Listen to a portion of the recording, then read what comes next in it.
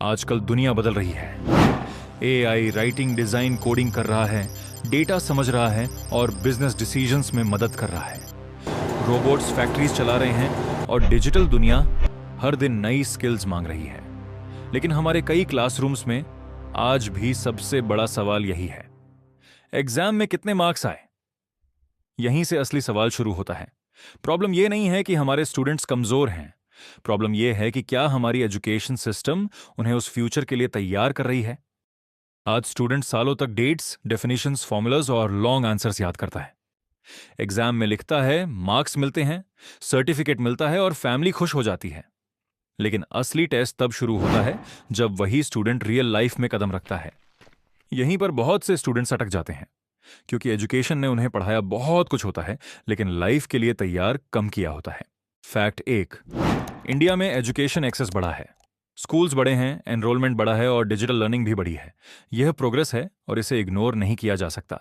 Fact 2, learning gap अभी भी बढ़ा है। ASER जैसी रिपोर्ट्स बार बार दिखाती रही हैं कि स्कूल जाने के बावजूद कई बच्चों में बेसिक रीडिंग और अरिथमेटिक स्किल्स कमजोर रहती हैं। फैक्ट 3, डिग्री और एम्प्लॉयबिलिटी के बीच गैप है।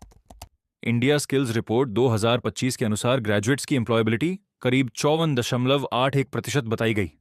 इसका मतलब यह नहीं कि बाकी यूथ में टैलेंट नहीं है, इसका मतलब है कि डिग्री और रियल वर्ल्ड स्किल्स के बीच गैप अभी भी बड़ा है। सबसे पहला लूप होल है प्रैक्टिकल लर्निंग की कमी।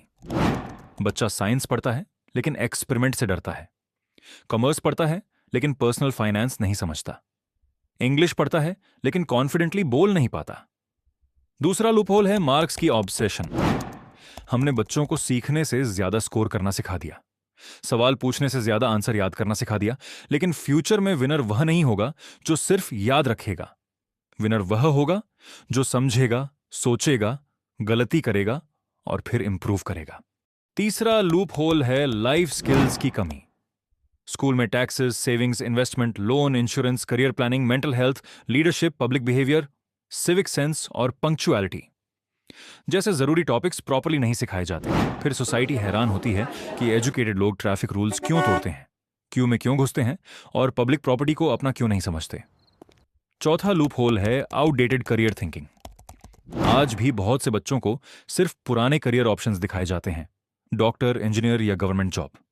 ये अच्छे रास्ते हैं, लेकिन दुनिया अब इससे आगे जा चुकी है। आज AI specialist, data analyst, cyber security expert, climate researcher, drone operator, content strategist, product designer और एंटरप्रेन्योर जैसे करियर्स तेजी से बढ़ रहे हैं।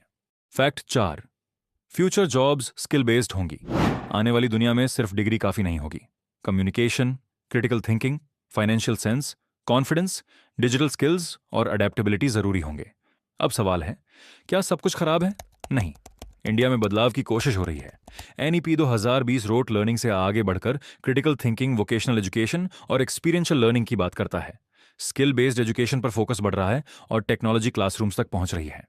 लेकिन असली बदलाव पॉलिसी पेपर में नहीं, क्लासरूम में होगा, टीचर ट्रेनिंग में होगा, पेरेंट्स की एक्सपेक्टेशंस में होगा, सोसाइटी के सवालों में होगा। जब तक हम बच्चे से सिर्फ पूछेंगे कितने मार्क्स आए, तब तक बच्चा लाइफ को मार्कशीट की तरह देखेगा। लेकिन जिस दिन हम पूछेंगे, तुमने क्या समझा, तुम क्या बना सकते हो, तुम कौन सी प्रॉब्लम सॉल्व कर सकते हो, उस दिन एजुकेशन सच में बदलना शुरू होगी। क्योंकि एजुकेशन का असली काम सिर्फ एग्जाम पास कराना नहीं है। एजुकेशन का असली काम है इंसान को आने वाले फ्यूचर के लिए रेडी करना।